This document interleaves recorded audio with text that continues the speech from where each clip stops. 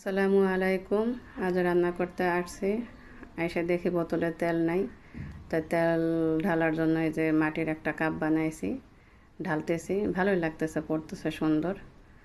তেল ঢালা শেষ, এখন আটা সেদ্ধ দিব। তা চুলাটা ধরাইয়া পাত্রের মধ্যে পানি আর একটু লবণ দিয়া জাল দিব। তেমনিতে পানি পাক ওঠার আগে আমি পেঁয়াজ আর কাঁচামরিচ আর রসুন কাটলাম। এরপরে এদিক দিয়ে পানি পাক উঠলো, তারপরে দিয়ে দিলাম আটা। চুলার মধ্যেই আটাটা নাড়া চাড়া সেদ্ধ করে নামাইলাম। এরপরে এখন আলু ভাজি করব।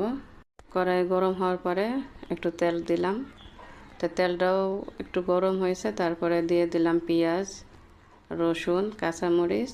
এটি দেওয়ার পরে আবার লবণ আর একটু হলুদের গুঁড়া আর একটু ধনিয়ার গুঁড়া দিছি, দিয়ে নাড়াচাড়া করলাম। তারপরে দিয়ে দিলাম আলু কুচিটাও একটু নাড়াচাড়া দিয়া কতক্ষণ। তারপর যখন দেখি যে না লাগে যায়, পানি দরকার সেদ্ধ করার জন্য, এরপরে দিয়ে দিলাম একটু পানি। তো পানি দিয়ে ঢাইকে দিলাম।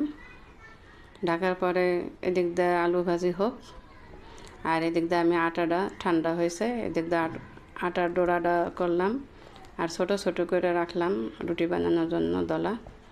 তারপরে আলু ভাজি হয়ে গেছে।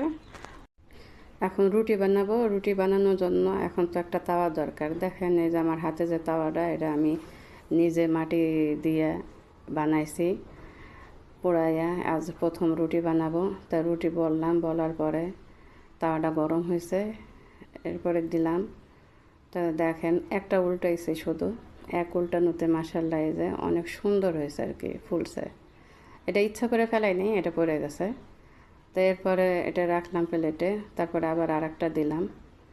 এরপরে এইটাও এক উল্টানোতেই মাশাআল্লাহ এটাও ফুলছে। এরপরে আবার আর একটা দিলাম।